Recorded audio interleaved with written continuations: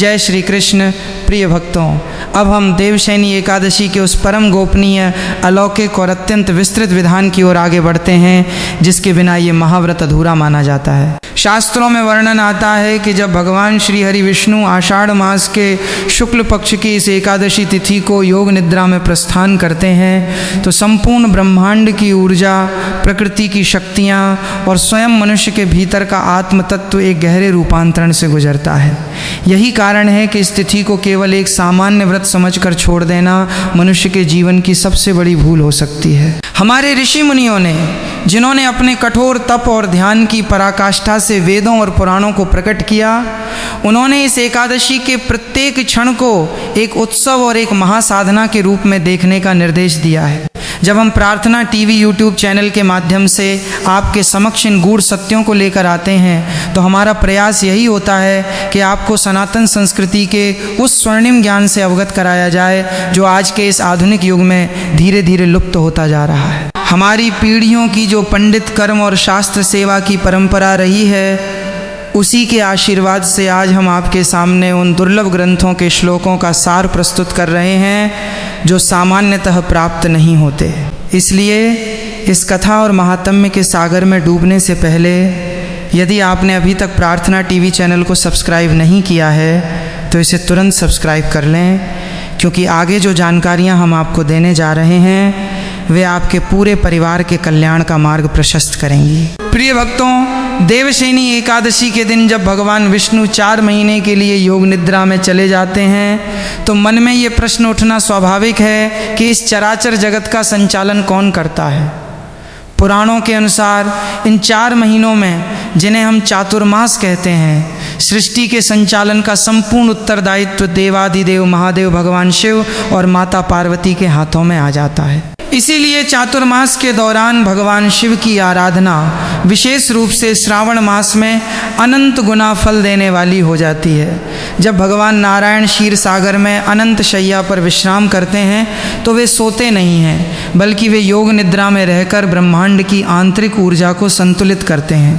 भगवान की ये योग निद्रा संसार के कल्याण के लिए ही होती है। इस अवधि में पृथ्वी पर नकारात्मक शक्तियाँ या तामसिक प्रवृत्तियाँ बढ़ने की संभावना रहती हैं, क्योंकि सूर्य देव भी इस समय दक्षिणायन की ओर गति कर रहे होते हैं। दक्षिणायन को देवताओं की रात्रि कहा जाता है। जब देवताओं की रात्रि हो और स्वयं जगत के पालनहार योग निद्रा में हो, तब मनुष्य का यह कर्तव्य बन जाता है कि वो अपने भीतर के सत्व गुण को जगाए रखे। इसी सत्व गुण को जगाने का एकमात्र माध्यम है कठोर व्रत, नियम, संयम और निरंतर नाम संकीर्तन। अब हम बात करते हैं उस महान और विस्तृत पौराणिक कथा की, जिसका श्रवण इस एकादशी के दिन प्रत्येक मनुष्य के लिए अनिवार्य बताया गया है। पद्म पुराण के उत्तरखंड में इस कथा का अत्यंत सुंदर और मर्मस्पर्शी वर्णन मिलता है। धर्मराज युधिष्ठिर ने भगवान श्री कृष्ण से पूछा कि हे जनार्दन, हे मधुसूदन, कृपा करके मुझे आषाढ़ मास के शुक्ल पक्ष की एकादशी का नाम बताइए। इस एकादशी की महिमा क्या है, इसमें किस देवता का पूजन किया जाता है और इसकी विधि क्या है? कृपा कर मेरे संशय का निवारण कीजिए। तब भगवान श्री कृष्ण ने मुस्कुराते हुए कहा, हे कुंती पुत्र, तुमने संपूर्ण मानव जाति के कल्याण के लिए अत्यंत सुंदर प्रश्न पूछा है। इस एकादशी का नाम देवशयनी है, जिसे पद्मा एकादशी या हरिशयनी एकादशी भी कहा जाता है। ये एकादशी समस्त पापों का नाश करने वाली और उत्तम गति प्रदान करने वाली है। इसके महात्म्य को सुनने मात्र से मनुष्य को वाजपेयी यज्ञ का फल प्राप्त होता है। इस विषय में मैं तुम्हें एक प्राचीन इतिहास सुनाता हूँ, जिसे स्वयं ब्रह्मा जी ने अपने पुत्र देवर्षि नारद को सुनाया था। भगवान कृष्ण कथा को आगे बढ़ाते हुए कहते हैं कि सतयुग में मानधाता नाम के एक चक्रवर्ती राजा हुए। वे अत्यंत सत्यवादी, प्रतापी, धर्मात्मा और अपनी प्रजा को अपनी संतान के समान प्यार करने वाले थे। उनके राज्य में कभी कोई दुखी नहीं रहता था। चारों ओर सुख, समृद्धि, वैभव और धर्म का वास था। प्रजा पूरी श्रद्धा से यज्ञ, हवन और ब्राह्मणों का सत्कार करती थी। राजा के राज्य में कभी भी अकाल नहीं पड़ता था और न ही कोई महामारी आती थी। लेकिन समय का चक्र घूमता है और प्रारब्ध के खेल को कोई नहीं बदल सकता। एक समय ऐसा आया जब राजा मानधाता के राज्य में लगातार 3 वर्षों तक घोर अकाल पड़ा। वर्षा की एक बूंद भी धरती पर नहीं गिरी। नदियाँ, तालाब और कुएं पूरी तरह सूख गए। धरती फटने लगी, वृक्ष सूख गए और चारों ओर त्राही त्राही मच गई। यज्ञ हवन बंद हो गए, क्योंकि वेदों का नियम है कि भूखे पेट धर्म का पालन नहीं हो सकता। प्रजा भूख और प्यास से व्याकुल होकर राजा के महल के द्वार पर आकर करुण पुकार करने लगी। प्रजा ने कहा, हे राजन, आप हमारे अन्नदाता हैं। धरती पर पानी समाप्त हो गया है, पशु पक्षी मर रहे हैं, बच्चे भूख से तड़प रहे हैं। शास्त्रों में कहा गया है कि राजा के पापों के कारण ही राज्य में अकाल या विपत्ति आती है। हे महाराज, कृपा करके हमारी रक्षा कीजिए, कोई ऐसा उपाय कीजिए जिससे इस भयानक संकट से मुक्ति मिल सके।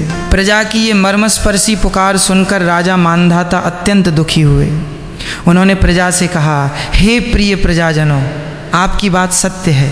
शास्त्रों का मत है कि राजा के आचरण में दोष होने पर ही प्रजा कष्ट पाती है, परंतु मैं अपने मन, वचन और कर्म से निरंतर आत्मनिरीक्षण कर रहा हूँ। मुझे अपने भीतर ऐसा कोई पाप या दोष दिखाई नहीं दे रहा है जिसके कारण ये घोर अकाल पड़ा हो।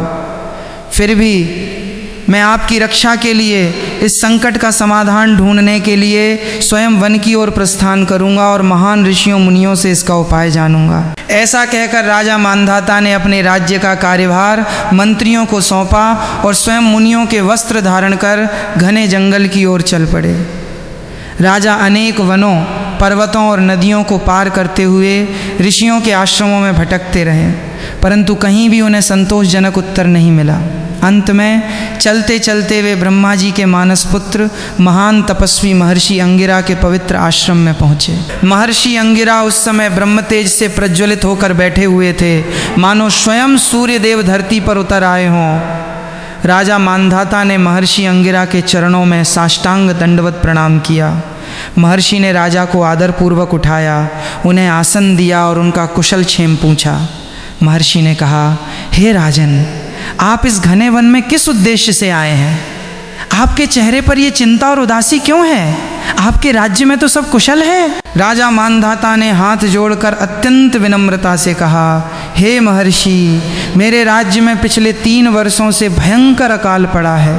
प्रजा भूख से मर रही है, धर्म कर्म लुप्त हो गए हैं। मैं अपनी प्रजा के इस दुख को देख नहीं पा रहा हूँ। मैंने कभी कोई पाप नहीं किया, फिर भी ये विपत्ति क्यों आई? कृपा करके मुझे कोई ऐसा सुगम और अचूक उपाय बताइए जिससे मेरे राज्य में पुनः वर्षा हो और मेरी प्रजा का संकट दूर हो सके। महर्षि अंगिरा ने कुछ क्षणों के लिए अपने नेत्र बंद किए और ध्यान मग्न हो गए। उन्होंने अपने तपोबल से अकाल का कारण जाना। महर्षि ने नेत्र खोलकर कहा, हे राजन, ये सतयुग है। इस युग में धर्म अपने चारों चरणों पर खड़ा है। इस युग में केवल ब्राह्मणों को ही तपस्या करने का अधिकार है, परंतु तुम्हारे राज्य में एक शूद्र मुनि अत्यंत कठोर तपस्या कर रहा है। शास्त्रों के नियमों के विरुद्ध जाकर जब कोई कार्य होता है तो प्रकृति असंतुलित हो जाती है। उसी शूद्र के तप के कारण तुम्हारे राज्य में वर्षा नहीं हो रही है और ये अकाल पड़ा है। यदि तुम प्रजा का कल्याण चाहते हो तो तुम्हें उस शूद्र का वध करना होगा। महर्षि की ये बात सुनकर राजा मांधाता का हृदय कांप उठा। उन्होंने कहा, हे ब्रह्मर्षि, वो शूद्र तो बिना किसी को कष्ट दिए केवल ईश्वर की भक्ति कर रहा है, वह कोई अपराध नहीं कर रहा है। मैं एक निरपराध और तपस्या करने वाले भक्त का वध कैसे कर सकता हूँ? मेरा क्षत्रिय धर्म मुझे इसकी अनुमति नहीं देता। कृपा करके मुझे कोई ऐसा उपाय बताइए जिसमें किसी के प्राण न जाएं और मेरी प्रजा का कल्याण भी हो जाए। राजा की धर्मनिष्ठा और दयालुता देखकर महर्षि अंगिरा अत्यंत प्रसन्न हुए।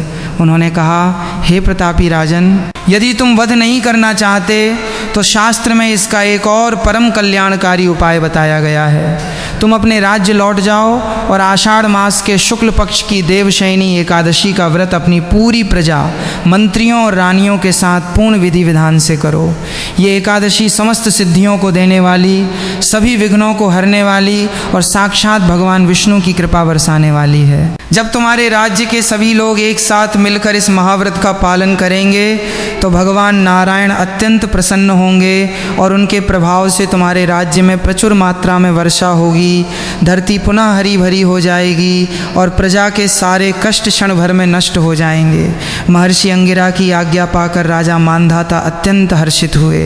वे तुरंत अपने राज्य वापस लौटे और उन्होंने पूरी प्रजा में ये घोषणा करवा दी कि इस बार आषाढ़ शुक्ल पक्ष की देवशयनी एकादशी को कोई भी मनुष्य अन्न ग्रहण नहीं करेगा।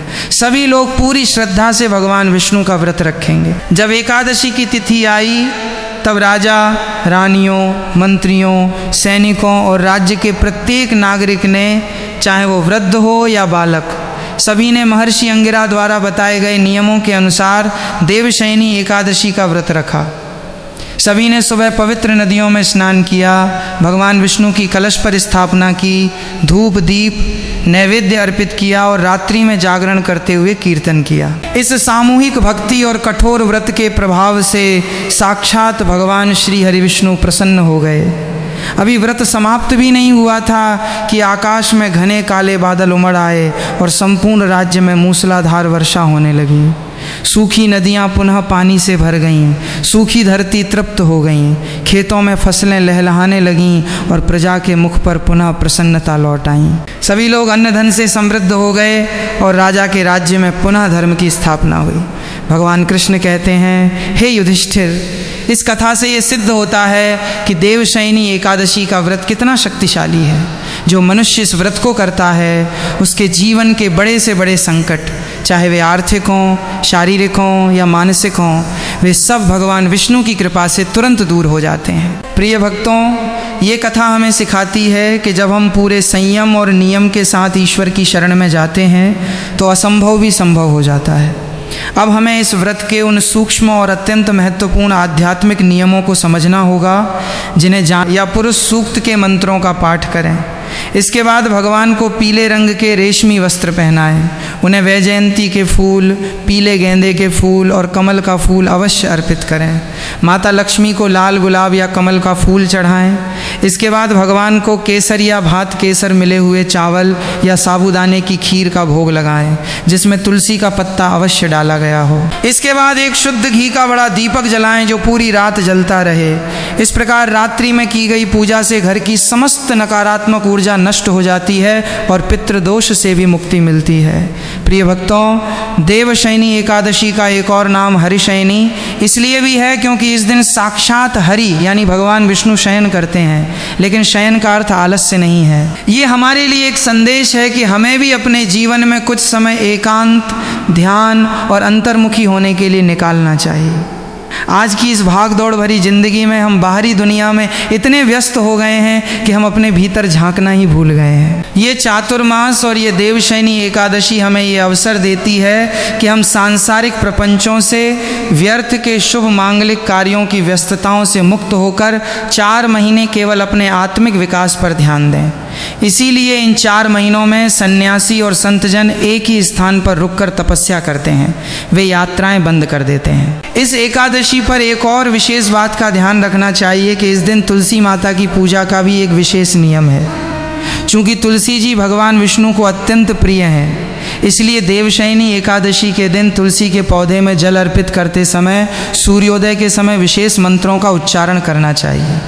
परंतु ध्यान रहे, एकादशी के दिन तुलसी के पत्ते भूलकर भी नहीं तोड़ने चाहिए। आपको पूजा के लिए जो तुलसी दल चाहिए उसे एक दिन पहले यानी दशमी तिथि को ही तोड़ कर रख लेना चाहिए।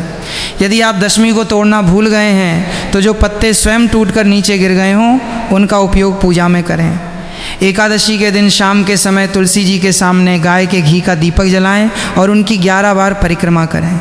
ऐसा करने से घर से दरिद्रता का नाश होता है और सुख समृद्धि का आगमन होता है। आइए अब हम बात करते हैं उन गलतियों की जो अक्सर लोग अनजाने में इस दिन कर बैठते हैं और जिसके कारण उनका व्रत निष्फल हो जाता है। शास्त्रों में लिखा है कि एकादशी के दिन किसी भी प्रकार का अन्न, विशेष रूप से चावल खाना घोर पाप माना गया है। पौराणिक कथाओं के अनुसार महर्षि मेधा ने जब अपने शरीर का त्याग किया था तो उनके अंश धरती में समा गए और उनसे ही जौ और चावल उत्पन्न हुए। इसलिए एकादशी के दिन चावल को जीव के समान माना जाता है और इसे खाने से महर्षि मेधा के अंश का अपमान होता है। इसके अलावा इस दिन बाल काटना, नाखून काटना, दाढ़ी बनाना या घर में झाड़ू लगाते समय सूक्ष्म जीवों की हत्या करना वर्जित है। इस दिन किसी को अपशब्द न बोलें, झूठ न बोलें और अपने क्रोध पर पूरा नियंत्रण रखें। यदि कोई व्यक्ति व्रत नहीं भी रख रहा है तो भी उसे एकादशी के दिन इन नियमों का पालन अवश्य करना चाहिए ताकि उसे पाप का भागी न बनना पड़े। प्रार्थना टीवी यूट्यूब चैनल का हमेशा से ये प्रयास रहा है कि हम आपको केवल व्रत की तारीख न बताएं बल्कि उसके पीछे छिपे वैज्ञानिक और आध्यात्मिक रहस्यों से भी अवगत कराएं। देवशयनी एकादशी का ये महाव्रत हमारे शरीर के शुद्धिकरण, डिटॉक्सिफिकेशन का भी एक अद्भुत माध्यम है। जब हम पूरे दिन उपवास रखते हैं तो हमारी पाचन प्रणाली को विश्राम मिलता है, जिससे शरीर की रोग प्रतिरोधक क्षमता बढ़ती है। और जब हम मन को ईश्वर के चरणों में लगाते हैं तो हमारा मानसिक तनाव दूर होता है और मानसिक शांति प्राप्त होती है। इसलिए इस 25 जुलाई 2026 को आने वाली देवशयनी एकादशी को पूरे उत्साह, श्रद्धा और नियमों के साथ मनाएं। अपने घर को स्वच्छ करें, गंगा जल छिड़कें, सुंदर रंगोली बनाएं और पूरे परिवार के साथ मिलकर भगवान श्री हरि विष्णु की आराधना करें। इस महाव्रत के अंत में जब आप 26 जुलाई को सुबह 5:39 से 8:22 के बीच पारण करेंगे तो उस समय भी मन में भगवान विष्णु का ध्यान होना चाहिए। पारण करने से पहले किसी ब्राह्मण या ज़रूरतमंद व्यक्ति को आदरपूर्वक भोजन कराएं या सीधे अनाज का दान, सीधा दान निकालें, जिसमें आटा, दाल, चावल, नमक, घी और सब्जियां शामिल हों। उसके बाद ही स्वयं तुलसी दल और जल लेकर अपना व्रत खोलें। प्रिय भक्तों, हमें पूरा विश्वास है कि प्रार्थना टीवी द्वारा दी गई ये अत्यंत विस्तृत और प्रामाणिक जानकारी आपके जीवन को एक नई दिशा देगी और भगवान विष्णु की कृपा आप पर हमेशा बनी रहेगी। यदि आपको ये वीडियो थोड़ा सा भी उपयोगी और ज्ञानवर्धक लगा हो तो इसे अपने तक सीमित न रखें। इसे अपने व्हाट्सएप ग्रुप्स, फेसबुक और मित्रों के साथ अधिक से अधिक शेयर करें